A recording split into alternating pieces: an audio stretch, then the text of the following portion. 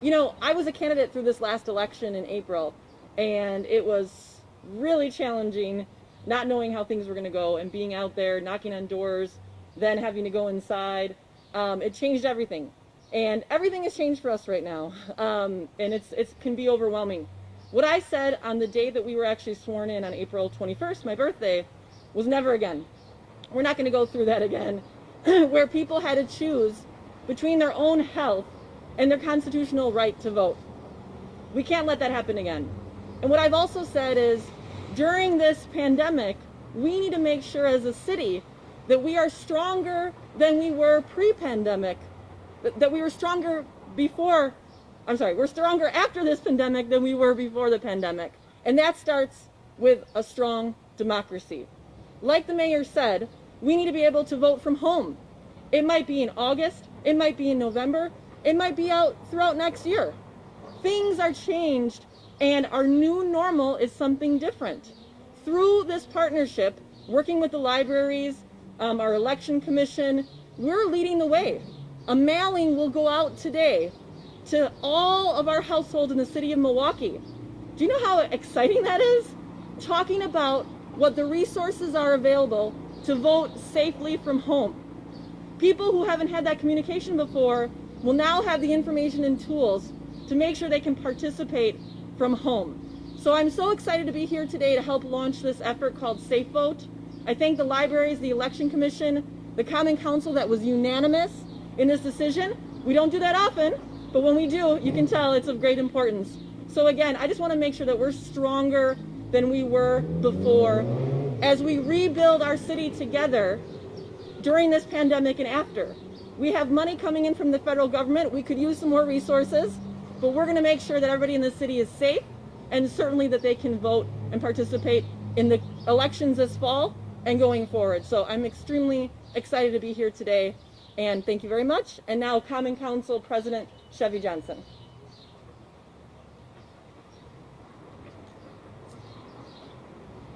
Thank you, Alderwoman. Appreciate the work of Alderwoman Marina Dimitrievich for leading the effort on this. And as she mentioned, it was a unanimous vote on the City of Milwaukee Common Council in order to get this initiative off and running into a position where today we're going to be mailing out information to residents all across our entire city to make sure that they can participate safely in the upcoming elections. I just want to make sure that we acknowledge the fact that what we have right here is city government at work. The best way that the city government should be at work.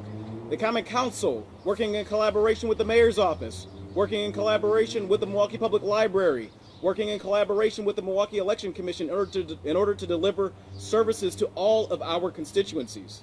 You know, after the April 7th election, it was incumbent upon us, incumbent upon local government, to make sure that we fashioned an opportunity for all of our citizens to be able to participate in our democracy and do so in a way that was safe, acknowledging the fact that public health was something that had to be considered and had to be at the top of the list. And that's exactly what's happening today.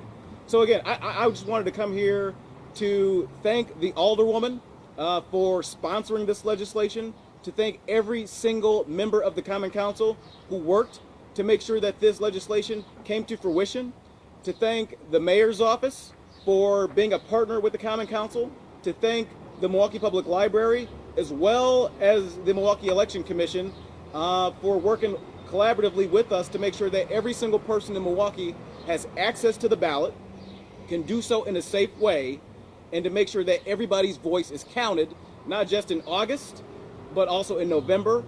And I'm sure there's going to be elections beyond this even so. So I just wanted to come here to thank them, and to also encourage us to continue working together in this sort of fashion, because when we do, our citizens all across the city succeed. So thank you.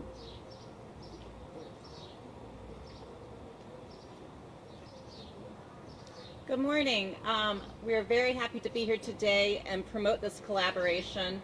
I just wanted to start out by giving you guys some statistics about what we are promoting today. So today, 255,000 households are going to receive this postcard. And the reason we're sending out the postcard is, yes, we are going to have 171 polling locations in August, and we hope to have just as many in November. We will have 15 early voting locations for August and November, but there's no doubt about it. The safest way to vote is by mail. And in order to do so, you have to plan ahead. So this postcard is to encourage residents who might need to update their address by doing a voter registration, not to wait till the last minute, and then to get as many City of Milwaukee residents signed up to receive an absentee ballot by mail.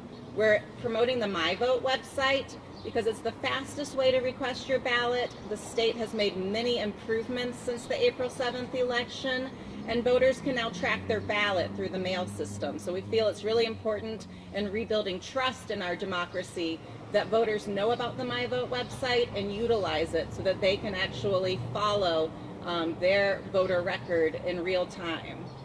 I'll take any questions there are about the SafeVote program and the mailing. Some will bound to say that there could be potential voter fraud by voting in the mail. Can you just address any statistics that you have that would indicate that or otherwise? Less than 1%. There is no evidence of voter fraud, especially through by-mail voting. When you receive an absentee ballot, it is tracked in our voter database. There is no way for you to receive more than one ballot unless it's been lost in the mail or you make a mistake. It's tracked in our logs at our polling places on election day. So there is not a way that is really feasible without breaking the law and incurring a felony to actually have voter fraud with absentee voting. It's a rhetoric that's just simply not true.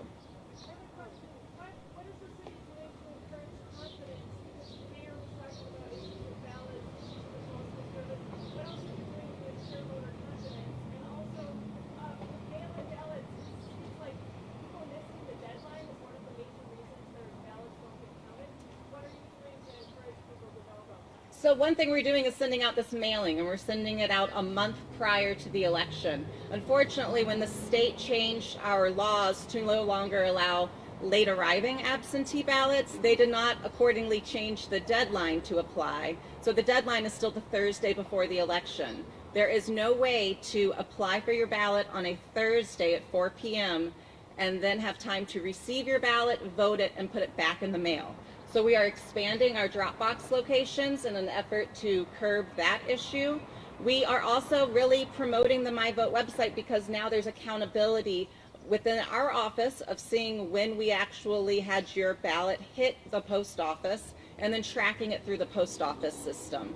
So if it says that it hit the post office a week ago and you still haven't received it, we want to reissue you a ballot. We want to make sure that everyone has time to receive their ballot. And then we hope that through time there will be trust rebuilt. We've expanded our polling places, like I said, to be 171 for August, and also expand our early voting locations, trying to spread out voters to as many locations as possible and avoid long lines and large crowds.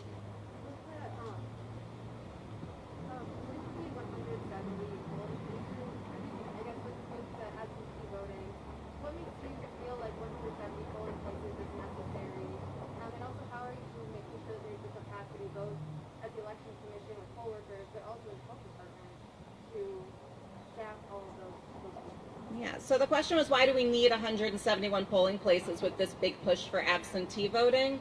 It was very important to me as the executive director that we maintain neighborhood voting. A lot of our polling places are located on public transit lines.